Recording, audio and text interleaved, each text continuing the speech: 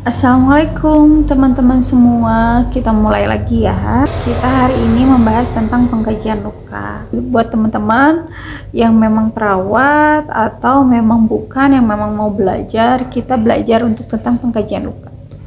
Pengkajian luka itu apa sih? Ya, perawatan luka itu model atau seni perawatan luka. Jadi setiap orang pasti akan berbeda-beda melakukan perawatan lukanya, karena memang perawatan luka itu memang seni bagaimana kita cara merawat luka gitu. Dan ini udah ada sejak zaman dulu, udah sejak zaman prasejarah sudah ada, karena sudah banyak ribuan modern dressing ditemukan oleh, ini menurut Carville ya, udah banyak banget untuk ribuan balutan untuk luka. Jadi kita harus bagaimana cara yang tepat untuk memberikan perawatan luka dengan melakukan pengkajian terlebih dahulu.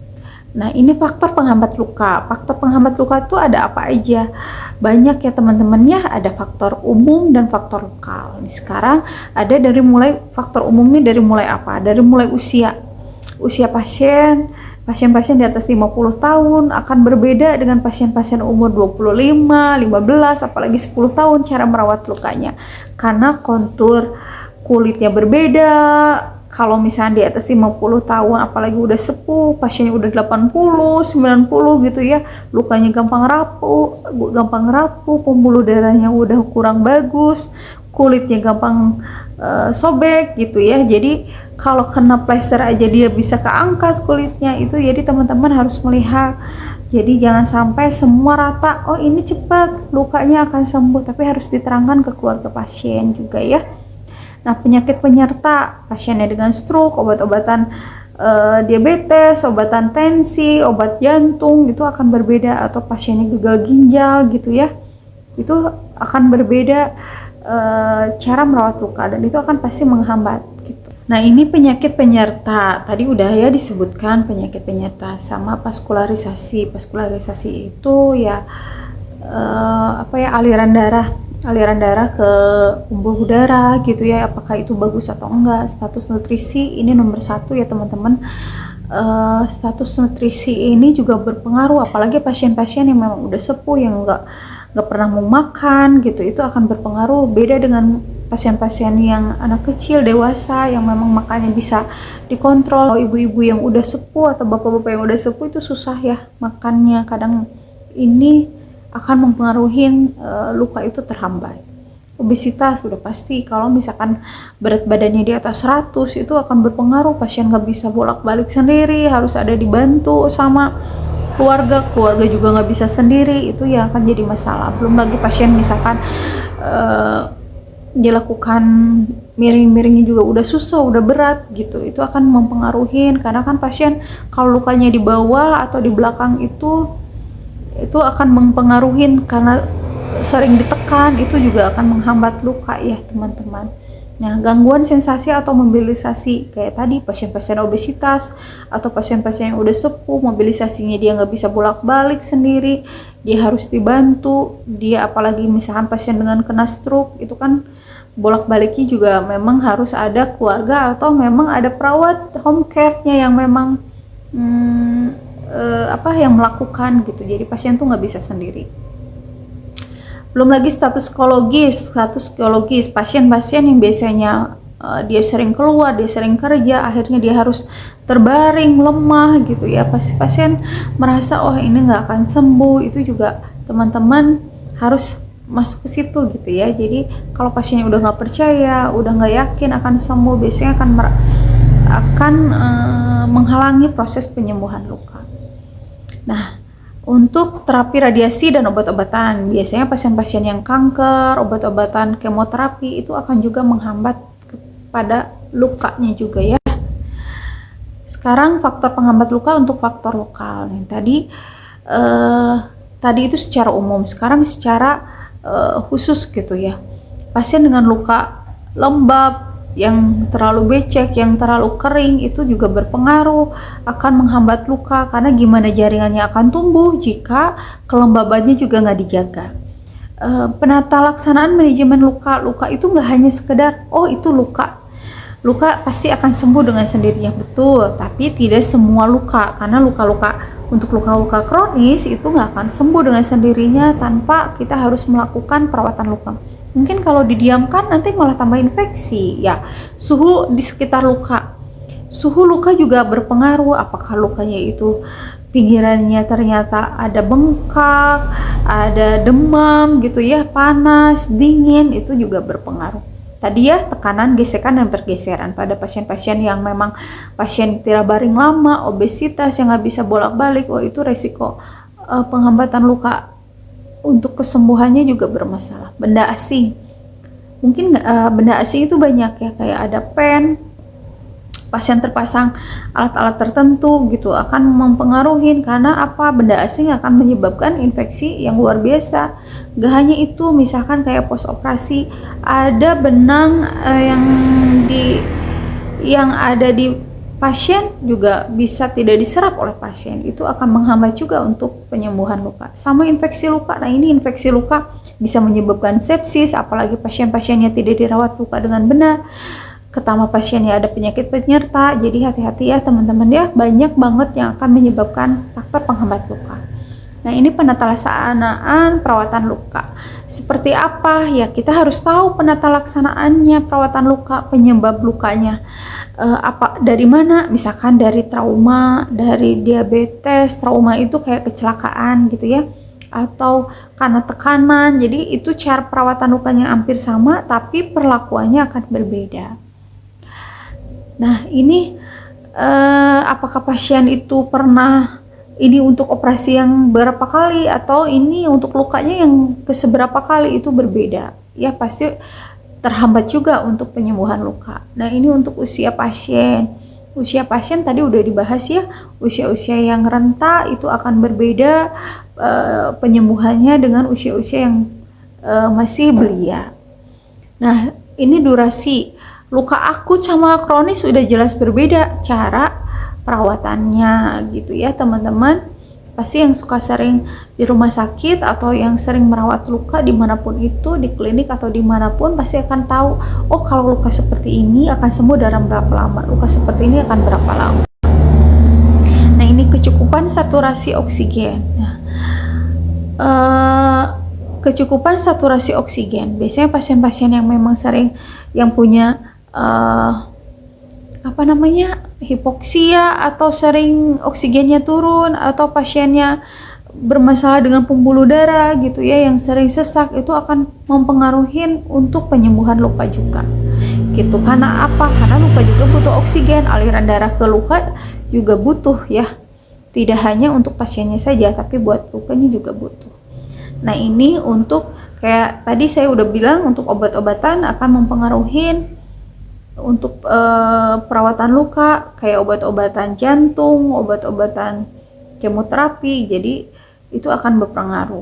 Untuk hasil laboratorium, teman-teman juga harus melihat laboratorium itu yang dilihat apanya. Biasanya albumin, kadar proteinnya bagus nggak? Kenapa butuh protein untuk luka ya? Makanya untuk pasien-pasien yang lukanya kronis itu butuh protein yang sangat banyak. Karena buat apa? Buat pembentukan kolagen. Kolagen itu diharapkan untuk pembentukan jaringan baru untuk luka gitu ya teman-teman.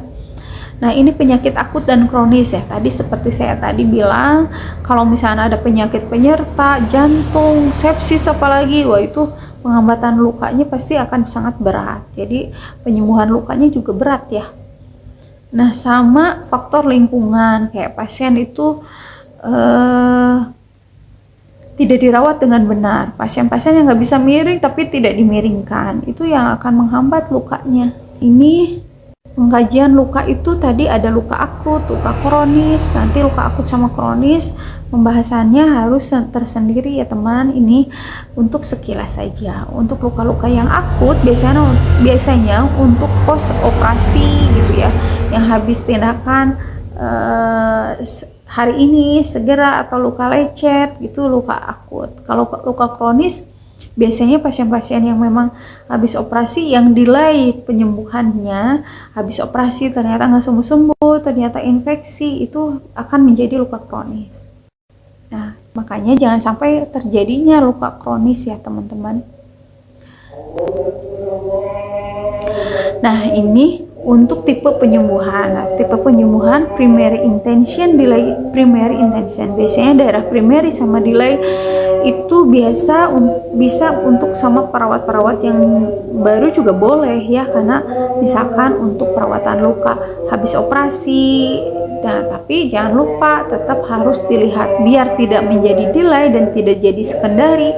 Perawatan luka yang pertama itu untuk perawat-perawatnya harus dibekalin ilmunya supaya nggak jadi delay, supaya nggak jadi infeksi, supaya nggak jadi kronis lukanya. Bagaimana cara perawatan lukanya? Apakah dia harus steril? Karena pasien-pasien luka akut memang harus steril. Yang kronis harus steril nggak? Prinsipnya steril, tapi karena dia kronis boleh hanya untuk bersih saja. Nah, ini untuk pasien-pasien yang secondary intention sama skin graft itu udah harus perawat yang megangnya, harus yang perawat yang memang udah terbiasa untuk perawatan luka. Karena pasien-pasien dengan skin graft nggak bisa, dia diperlakukan dengan perawatan luka yang sama dengan yang post op gitu ya, nggak bisa ya teman-teman ya.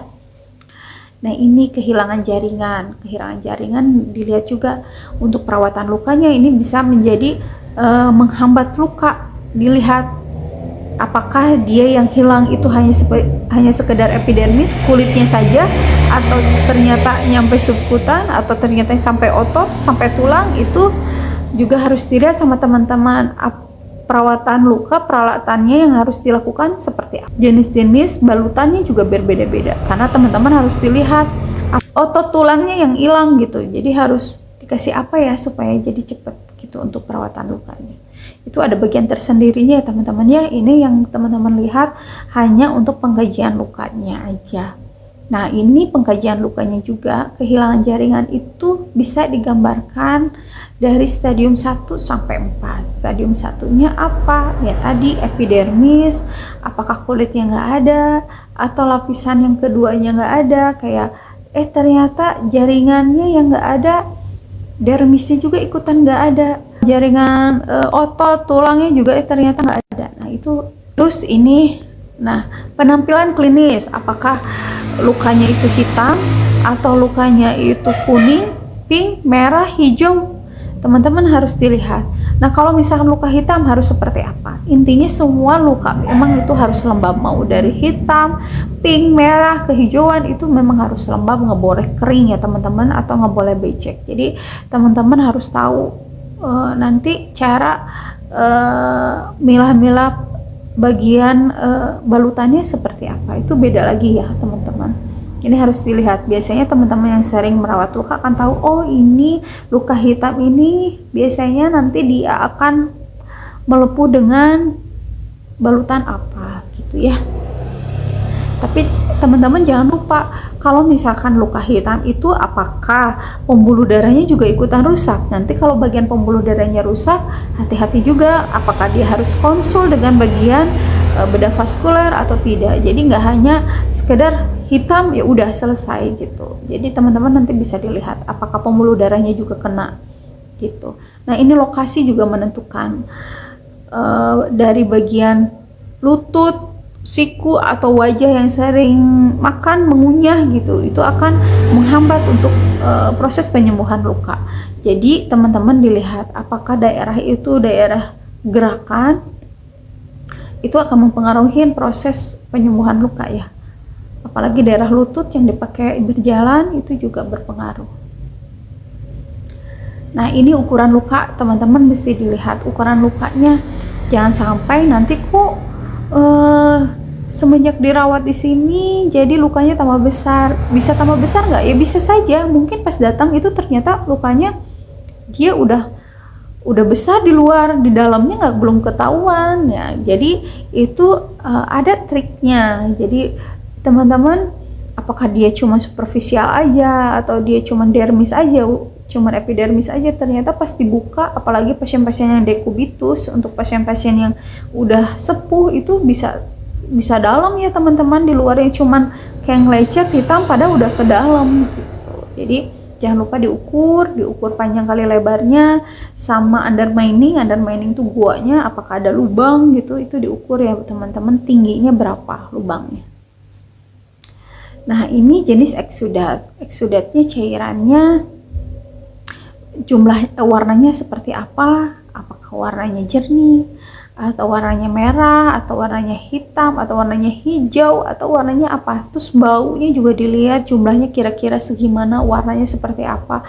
Tolong dilihat yang baik-baik, kalau belum mengerti di foto ini, nanti konsultasikan ini seperti apa warnanya. Ini biasanya teman-teman yang sering merawat luka akan tahu, baunya harus dilihat. Biasanya bau-bau khas untuk kanker itu berbeda dengan bau yang di bagian yang lain gitu, apalagi yang disatuin dengan darah gitu ya.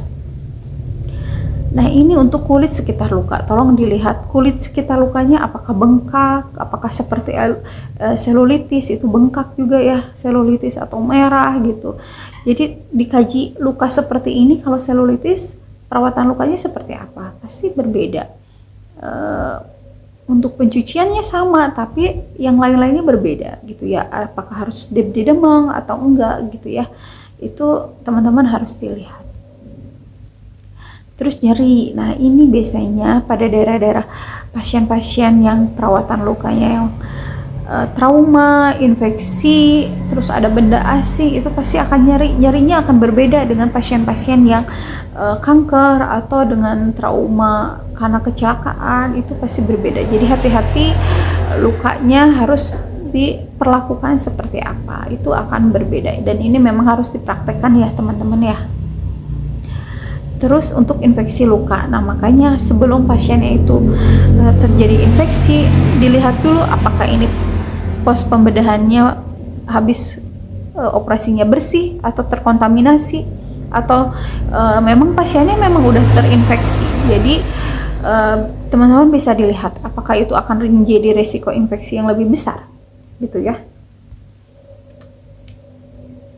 Nah ini implikasi psikososial. Nah karena misalnya pasien-pasien asalnya pasiennya bagus gitu, ternyata lukanya luka kanker, luka kronis, udah pasien kesakitan, dia pasiennya akan merasa rendah diri gitu ya, karena luka-luka kanker itu akan sangat sakit, dia pasti akan merasa terganggu, kayaknya lukanya nggak akan sembuh gitu. Jadi ini psikologis pasiennya ini harus dilihat, dia harus bolak-balik rehabilitasi atau bolak-balik berobat gitu, lama-lama dia akan capek, dan itu memang peran keluarganya yang harus sangat besar ya, yang harus mendukung, sama finansial ya.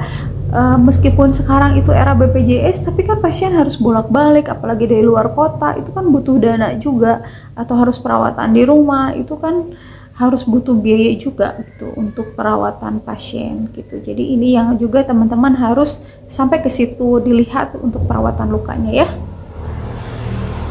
Nah ini dokumentasi, jangan lupa meskipun teman-teman merawat luka di rumah atau di klinik, di rumah sakit apalagi ya, itu harus dilihat dokumentasi dan harus dijelaskan, edukasi ke pasien dijelaskan seperti itu. Jadi biar semua keluarga juga mengerti apa yang harus dilakukan di rumah, apa yang harus dilakukan jika tidak ada tenaga kesehatan gitu ya.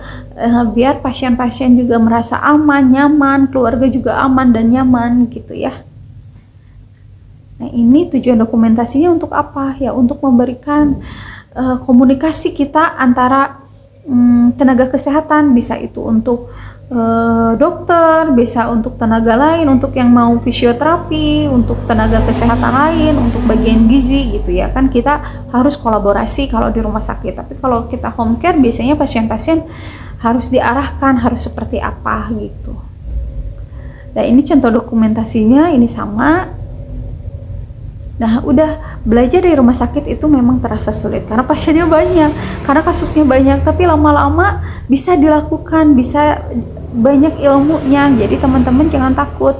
Untuk teman-teman yang masih belajar, yang belum sampai ke rumah sakit, gak apa-apa, kita sambil sharing, melihat biasanya kasus-kasus yang di rumah sakit pasti akan lebih banyak dibandingkan kasus-kasus yang ada di klinik atau home care yang gak pernah ke rumah sakit. Jadi carilah ilmu sebanyak-banyaknya. Dengan teman-teman megang pasien yang begitu banyak, pasti akan kasusnya akan banyak juga, pengalamannya akan lebih banyak juga. Itu aja ya teman-teman, terima kasih sudah melihat di channel YouTube ini. Jangan lupa subscribe, di like, di komen, loncengnya di klik gitu untuk bisa mendapatkan ilmu-ilmu terbaru lagi. Jika ada yang mau ditanyakan silahkan di chat atau di DM. Terima kasih. Assalamualaikum warahmatullahi wabarakatuh.